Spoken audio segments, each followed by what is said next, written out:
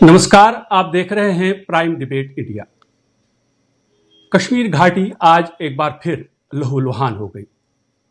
आज एक और निहत्थे कश्मीरी को आतंकियों ने अपनी गोलियों का निशाना बनाया। जी हां, हम बात कर रहे हैं शोपियान की, जहां पूर्ण कृष्ण भट्ट नामी एक कश्मीरी पंडित को आज दिन दहाड़े कत्ल किया गया। पूर्ण कृष्ण भट्ट का शायद यही कसूर था कि उसने कश्मीर घाटी में ही रहने को प्रायोरिटी दी थी। आज ये पहली बार नहीं हुआ है कि किसी कश्मीरी पंडित को आतंकियों ने अपनी गोलियों का निशाना बनाया है। इससे पहले हमने देखा कि पिछले 5-6 महीने के दौरान कश्मीरी पंडितों को और माइनॉरिटीज को लगातार निशाना बनाया जा रहा है। आज हम इसी मुद्दे पर बात करेंगे। आखिर ये किसका लहू? हमारे साथ खास मेहमानों का एक पैनल भी जुड़ेगा। उनसे हम बात करेंगे कि आखिर आतंकियों की तरफ से इस तरह की वारदातें अंजाम क्यों दी जाती हैं। सरकार की तरफ से ये बार बार कहा जाता है कि सिक्योरिटी के पुख्ता इंतजाम किए गए हैं और हर एक शख्स, चाहे वो माइनॉरिटी का हो या फिर मेजॉरिटी का हो, उसकी सलामती का, उसकी सिक्योरिटी का पूरा ध्यान रखा जाएगा। अगर इस तरह कहा जाता है तो फिर ऐसा क्यों हो रहा है? किस तरह के कदम उठाने की जरूरत है ताकि आतंकी अपने नापाक मंसूबों में कामयाब ना हो? मेरे साथ जो पैनल आज जुड़ा है उसमें एसपी वैद हैं, जो कि पूर्व डीजीपी हैं जम्मू कश्मीर के। अमित रैना हमारे साथ जुड़े हुए हैं, जो स्पोक्समैन हैं रूट्स इन कश्मीर के। जावेद बेग श्रीनगर से हमारे साथ जुड़ेंगे, जो एक सोशो पॉलिटिकल एक्टिविस्ट हैं। और साथ ही वीरेंद्र सोनू भी हमारे साथ जुड़े हुए हैं, जो पीडीपी के स्पोक्स पर्सन हैं। सबसे पहले मैं वैद साहब के पास जाना चाहूंगा। वैद साहब, आपको क्या लगता है कि क्यों इस तरह की वारदातें अंजाम दी जाती हैं आतंकियों की जानिब से? वैद साहब। देखिए, क्या है कि जो सिक्योरिटी सेटअप था 370 के बाद, उसने काफ़ी सक्सेसेस पाई और आपने देखा होगा काफ़ी टेररिस्ट एलिमिनेट हुए, बहुत सारे कार्डर्स मारे गए, लीडरशिप उनकी एलिमिनेट हुई, उनको बहुत सारे हथियारों की भी खोने पड़े। अगर आप देखें पिछले 3-4 सालों में जब से ऑपरेशन ऑल आउट 2017 में स्टार्ट हुआ था, उसके बाद लगभग अब मेरे ख्याल 900,000 टेररिस्ट मारे गए हैं और काफ़ी इस जो टेररिस्ट नेटवर्क था उसको काफ़ी झटका लगा। और खासकर 370 के बाद जो उसका इकोसिस्टम था उसको भी तोड़ने की गवर्नमेंट ने कोशिश की। तो आपने देखा पिछले साल फिर ये किस तरह से एक नई रणनीति बनाई गई कि आप इस तरह से एंगेज नहीं हो सकते सिक्योरिटी फोर्सेस से। तो एक नए तरीके से सॉफ्ट टारगेट्स को ढूंढकर, जिसमें माइनॉरिटी कश्मीरी पंडित, जिसमें इलेक्टेड रिप्रेजेंटेटिव्स हों, जिसमें लेबरर बाहर की हो या बाहर के कोई बैंक मैनेजर या टीचर हो, उनको टारगेट किया जाए। और जो सॉफ्ट टारगेट्स हैं उसमें आप कुछ खोते नहीं हैं, आपका ना टेररिस्ट मारा जाता है, वो अपना काम करके निकल जाता है। छोटे हथियार उनको दिए जाते हैं जिसको हम हाइब्रिड टेररिज्म बोलते हैं, उनका पिस्टल भी खोता नहीं है और उनकी सप्लाई यहाँ ड्रोन्स के थ्रू भेजी जाई और इनको आइडेंटिफाई किया गया। और जब कार्डर्स कम हुए तो नए जो रेडिकलाइज्ड लड़के थे जो अपर ग्राउंड का काम करते थे, जो इवन टेररिस्ट लिस्ट में नहीं थे, उनको इसमें मोबिलाइज करके उनसे ये काम करवाया जा रहा था। तो एक नई रणनीति के तहत हो रहा है। लेकिन मेरा यहाँ पॉइंट ये है कि हमारे सिस्टम में जो सिक्योरिटी का है, खासकर protection of Kashmiri Pandit and minorities, कहीं ना कहीं कमियां हैं उसमें।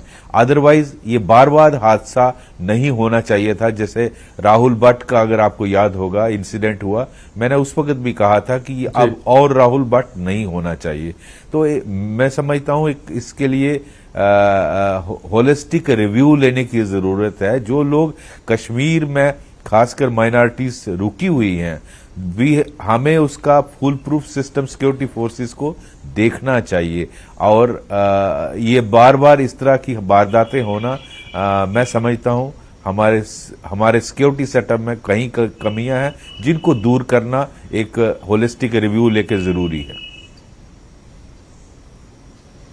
और हमारे साथ अमित रैना भी हैं। अमित रैना, आपसे मैं जानना चाहूंगा कि आज एक बार फिर एक कश्मीरी पंडित को निशाना बनाया गया और उसकी निर्मम हत्या की गई।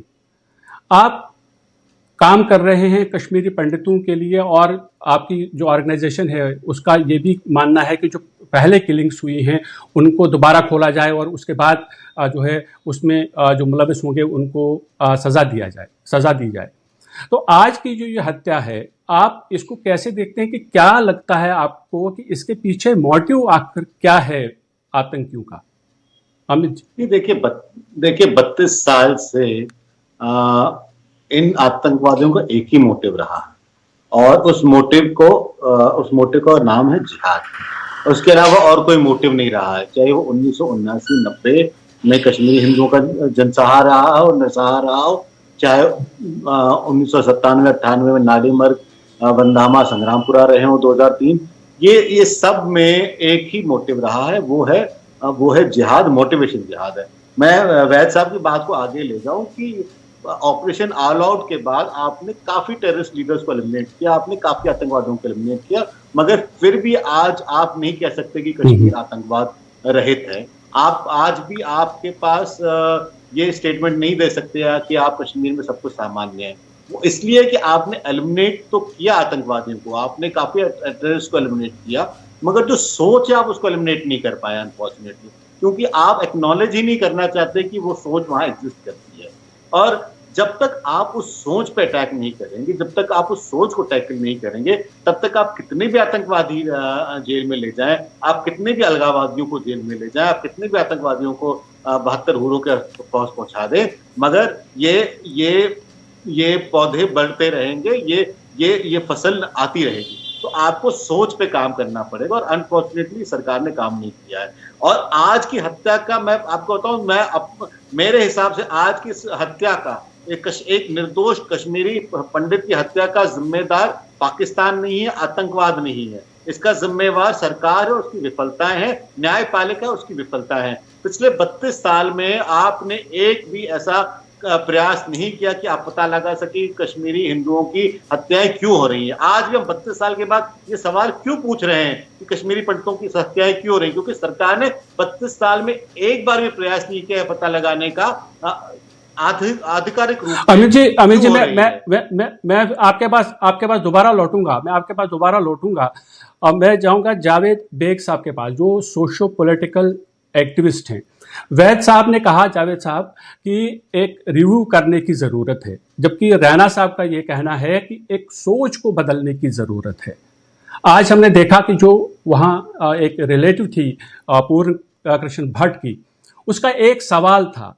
सवाल ये था, क्या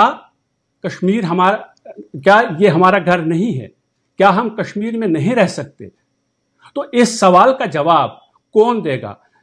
क्या जो मेजॉरिटी कम्युनिटी है उनको आज उठ खड़ा होना पड़ेगा, सामने आना पड़ेगा, ये कहना पड़ेगा कि अब हम ऐसा होने नहीं देंगे? जावेद साहब।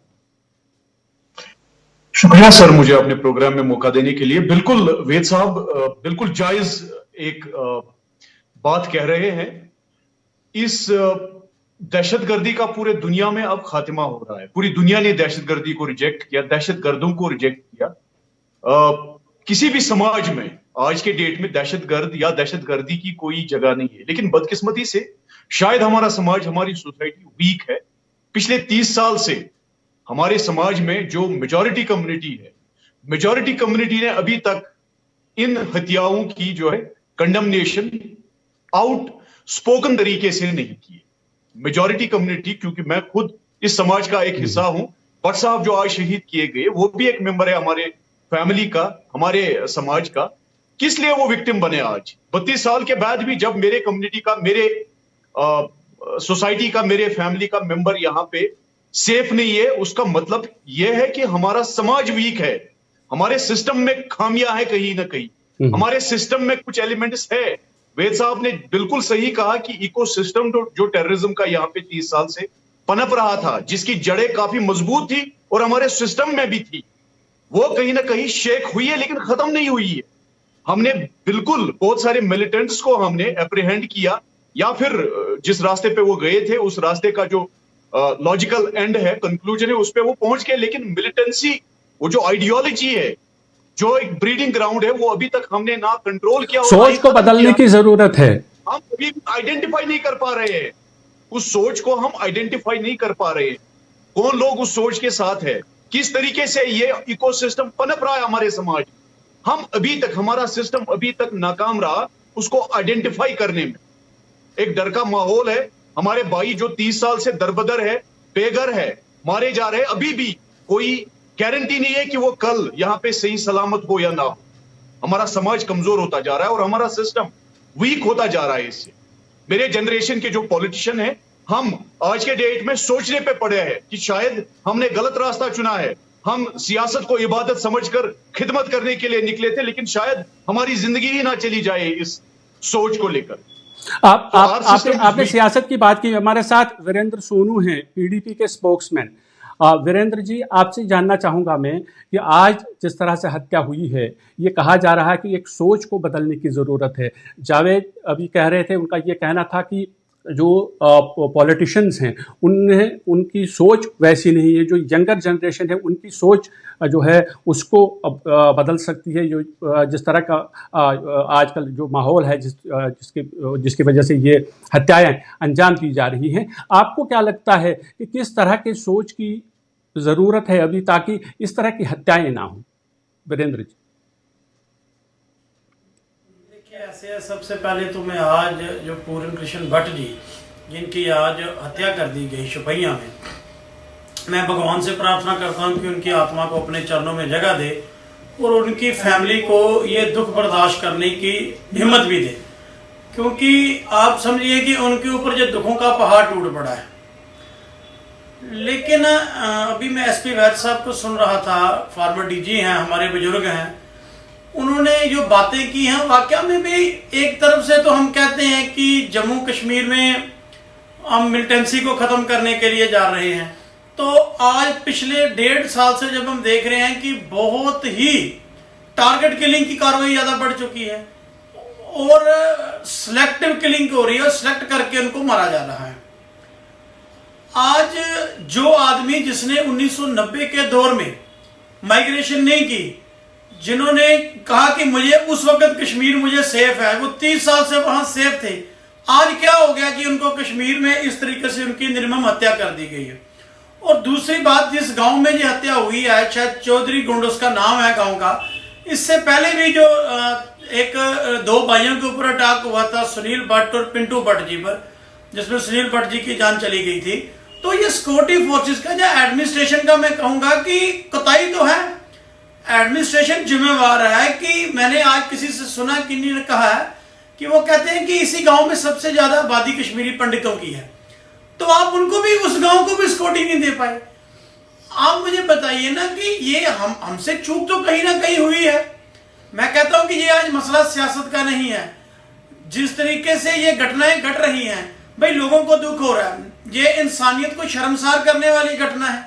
इंसानियत अगर आज शर्मसार है तो इसके ऊपर हमें सोचना तो पड़ेगा कि हमें कौन सी, कोई हमारी पॉलिसी में कोई कमी है, जहां कोई इस किस्म की सोच में कोई कमी है, जहां हमारी अप्रोच में कोई कमी है। इसके लिए तो सरकार को सोचना पड़ेगा। सरकार जब तक इसके ऊपर सोचेगी नहीं, सिर्फ बयान देने से, मजम्मत करने से, कंडेम करने से मसला हल नहीं हो सकता। जैसे राहुल भट्ट की हत्या हुई, प्रिंसिपल सतिंदर कौर की हत्या हुई, विजय कुमार बैंक मैनेजर की हत्या हुई, तो ये एक तरफ से तो मैं समझता हूं कि पहले ये कहा जाता था कि 370 सबसे बड़ी बाधा है मिलिटेंसी को खत्म करने में, लेकिन इस तरह का डर और दहशत का माहौल तो कभी नहीं देखा गया। 90s में जिन लोगों ने कश्मीर को सेफ चुना, आज वो लोग कश्मीर में मारे जा रहे हैं। तो ये सरकार की पॉलिसी और इनकी जो अप्रोच है, इसके ऊपर सवालिया चिन्ह है। वो सोचना पड़ेगा कि आज वजह क्या है। हम इस पे सियासत नहीं करेंगे, हम इस पे राजनीति नहीं करेंगे। मैं एसपी वैद साहब के पास जाना चाहूंगा दोबारा। वैद साहब, जैसे आपने कहा कि कुछ और करने की ज़रूरत है, ये देखना पड़ेगा कि आखिर किस तरह से इन जो माइनॉरिटीज़ हैं ख़ास तौर पे उनको कैसे सिक्योरिटी फराहम की जा सकती है, उनमें कैसे ये भरोसा उन्हें कैसे दिलाया जा सकता है कि वो वहाँ सेफ हैं और इस तरह के वारदातें ना हों। आज जहाँ पर ये हत्या हुई है, दिन दहाड़े हत्या हुई, और ये कहा जाता है कि आर्मी का एक कैंप कुछ ही गज़ के फासले पर है, और साथ ही पुलिस स्टेशन भी, वो जो पुलिस पिकेट है जो माइनॉरिटीज़ के तहफ़्फ़ुज़ के लिए वहाँ लगाई गई थी, वहाँ जो तैनात किए गए थे पुलिस एहलकार, तब भी इस तरह का वाक़या पेश आता है, तब भी इस तरह की वारदात हो जाती है, और आतंकी अपना काम अंजाम देने के बाद, एक निहत्थे कश्मीरी पंडित की हत्या करने के बाद वहाँ से फरार होने में कामयाब हो जाता है। आप डीजीपी रह चुके हैं, आपने मिलिटेंसी देखी है, आपने कश्मीर में देखा है कि किस तरह से ऑपरेट किया जाता है, और उनका जो आतंकी हैं वो किस तरह से इस तरह की घटनाएं अंजाम देने के बाद निकल जाते हैं। आपसे ये जानना चाहेंगे कि किस तरह के इक़दाम की ज़रूरत है, किस तरह के स्टेप्स उठाए जाने चाहिए ताकि ये जो सॉफ्ट टारगेट्स हैं उनको सिक्योरिटी फराहम की जाए और आतंकी अपने मंसूबों में कामयाब ना हो पाए। वैद साहब। बिल्कुल, देखिए जैसे आज ये घटना चौधरी गुंड चौपैया में हुई, अब वहाँ जो कश्मीरी पंडित फैमिलीज रह रही हैं, क्या हमारा जो वहाँ सिक्योरिटी पिकेट है वो इसके लिए सफिशिएंट है? ये उसके सीनियर अफसरों को देखना चाहिए, वहाँ के डिस्ट्रिक्ट एसपी को, वहाँ का जो आर्मी का उसके पास में ही आर्मी का कैंप है, उनका जो सीईओ है, उनके जो ब्रिगेडियर साहब हैं और डीआईजी हैं, या जो जोनल आईजी एडीजी हैं, ये उनको देखना जरूरी है। क्या हमारा जो सिस्टम है इसमें ऐसी घटना आज जो हुई है ये किस वजह से हुई? क्या जहां वो घर में रहते हैं वहां कोई टेररिस्ट की एंट्री नहीं हो सकती जो प्रेजेंट सिक्योरिटी सिस्टम है, या लोग फिर भी अंदर घुस के मार सकते हैं, या जो आदमी काम करने अपने आर्चर्ड में जाता है या किसी और काम के लिए बाजार में जाता है तो उसके प्रोटेक्शन का क्या सिस्टम है, या जब जो कश्मीरी पंडित वहां रह रहा है वो गाड़ी में ट्रैवल करता है, अनंतनाग जाता है, श्रीनगर जाता है, उसके लिए हमारे पास क्या प्रोटेक्शन सिस्टम है? ये सीनियर लेवल्स पे, हर लेवल पे इसका रिव्यू होना चाहिए, क्योंकि बार बार ऐसी घटना होना मैं वही बात कह रहा था कि कहीं ना कहीं हमारी लूप होल्स हैं जिसका फायदा टेररिस्ट उठा रहे हैं और ये घटनाएं बार बार हो रही हैं। तो इसको रिव्यू करना पहले तो बहुत जरूरी है। दूसरा, जो ये जो कट्टरपंथी सोच है, इस एस्पेक्ट पर भी अभी जिस लेवल का काम होना चाहिए वो नहीं हुआ। बहुत सारे बच्चे आज भी टेररिज्म ज्वाइन कर रहे हैं, अपर ग्राउंड वर्कर का काम कर रहे हैं, हाइब्रिड टेररिस्ट बन रहे हैं, और उनका ये हमें इस एरिया में सभी गवर्नमेंट के तंत्रों को इस्तेमाल करके, चाहे वो एजुकेशन डिपार्टमेंट हो, चाहे वो सिविल सोसाइटी हो, पेरेंट्स हो, सोशल ऑर्गेनाइजेशंस हो, रिलीजियस ऑर्गेनाइजेशन हो, उनका सबका सहयोग लेकर इस एस्पेक्ट पे काम करना बहुत जरूरी है। जहां तक पाकिस्तान की जो डीप स्टेट है, जो एस्टैब्लिशमेंट है, जो ये सब कुछ टेररिस्टों से करवाती है, चाहे वो आईएसआई चीफ हो, जो भी, मैं उनके नाम नहीं लेना चाहता, उनकी अपने कंट्री की हालत देखिए क्या बुरी है, लेकिन आज उनका सर्वाइवल पाकिस्तान में मुश्किल हो गया। जो इस वक्त वहां करोड़ों लोग भूख से मर रहे हैं, वहां लोग फ्लड्स के बाद उनकी जो हालत है, रहने के लिए जगह नहीं है, वो आज वहां की एस्टैब्लिशमेंट के खिलाफ आवाज उठा रहे हैं। आप देखिए, कल ही मैं देख रहा था वहां का पाकिस्तान में कहां आजाद कश्मीर, जो उनका, जिसको वो आजाद कश्मीर कहते हैं, पाक ऑक्युपाइड कश्मीर, और जो उनका दूसरा एरिया, वहां पर कितनी लोग आर्मी के खिलाफ नारे लगा रहे थे। तो वहां उनका सर्वाइवल, वो अगर ऐसी हरकतें कश्मीर में नहीं करेंगे तो उनका सर्वाइवल मुश्किल है पाकिस्तान में। और हमारे यहां सबसे जो इन्होंने पिछले 30 सालों से वहां की डीप स्टेट ने यहां जिहाद लॉन्च की है, उसका सबसे आसान, सबसे साफ टारगेट जो माइनॉरिटी है, उसको जहां उनको मौका मिलता है। इसीलिए इंश्योर करना जरूरी है कि कश्मीर में जो कश्मीरी पंडित रहते हैं या दूसरे माइनॉरिटीज रहते हैं, उनको प्रोटेक्ट करना, हमें फुल प्रूफ प्रोटेक्शन करना बहुत जरूरी है। जो इस वक्त तंत्र सिक्योरिटी एजेंसीज हैं, उनको ये इंश्योर करना जरूरी है। अगर हम उनको प्रोटेक्ट नहीं कर सकते तो उनको यहां स्केप गोट नहीं बनने देना चाहिए, और मैं तो समझता हूं इससे बेहतर है उनको जम्मू लाया जाए।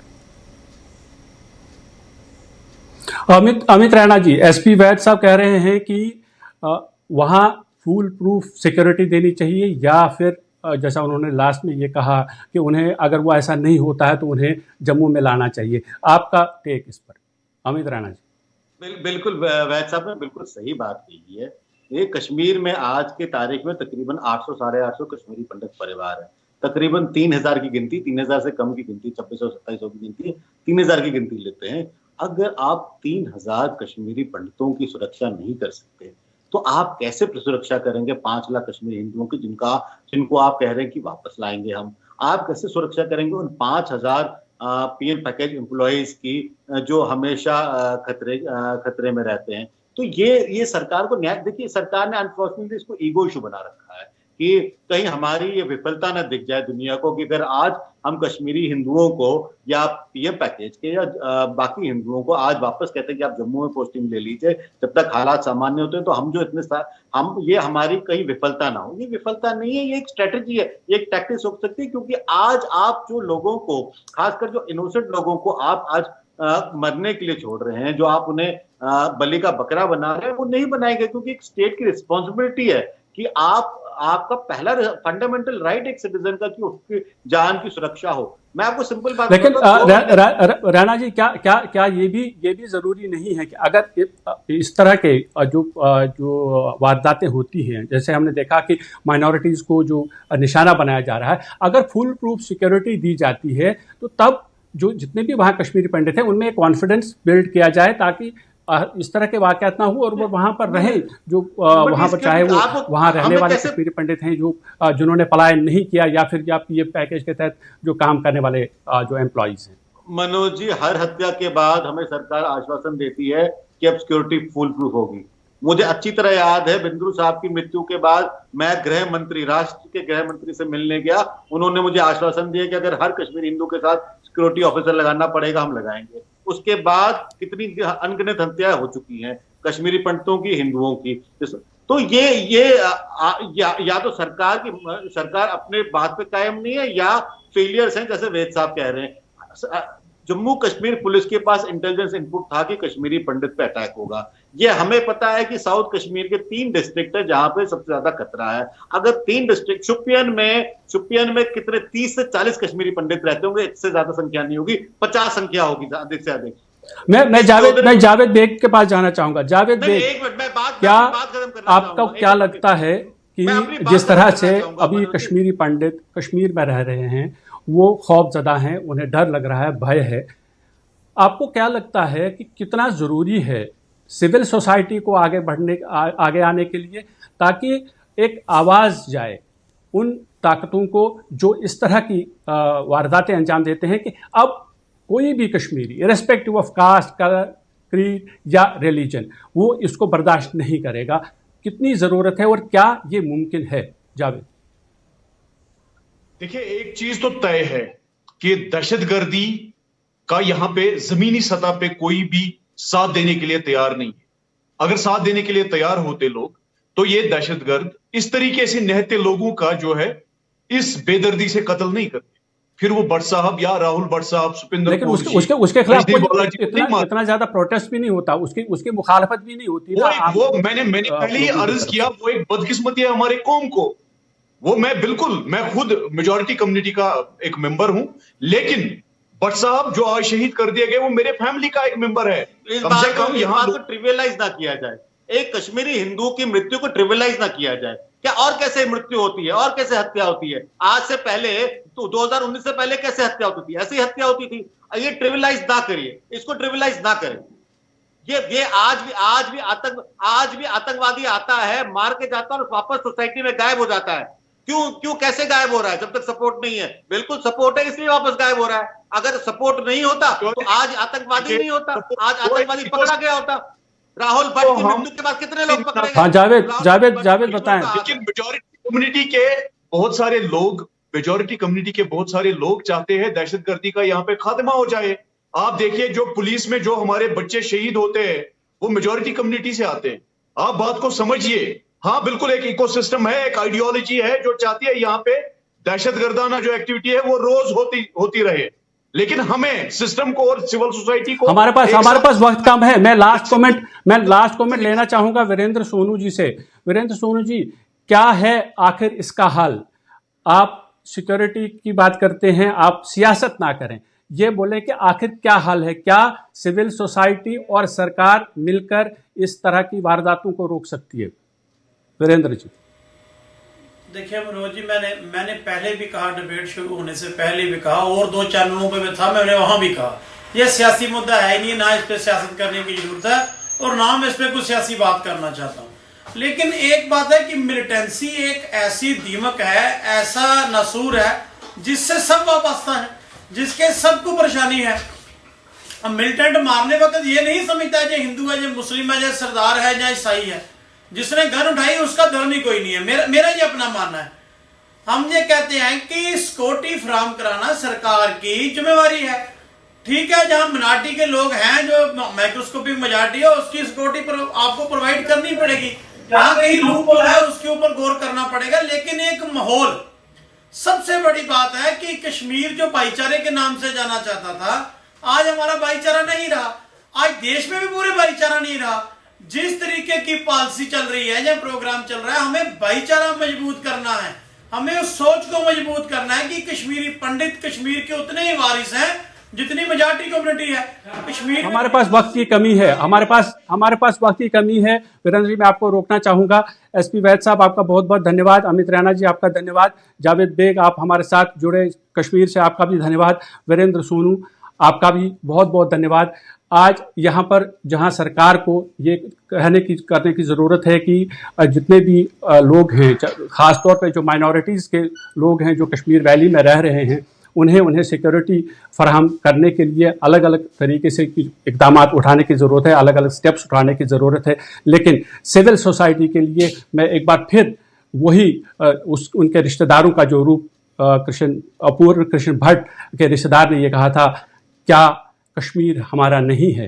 क्या ये हमारा घर नहीं है? इस सवाल का जवाब हम सबको देना होगा। इस सवाल का जवाब सरकार को और जम्मू कश्मीर की सिविल सोसाइटी को देना होगा, कश्मीर की सिविल सोसाइटी को देना होगा। तो इसके साथ ही आज का ये प्रोग्राम यहीं पे ख़त्म होता है। दीजिए इजाज़त।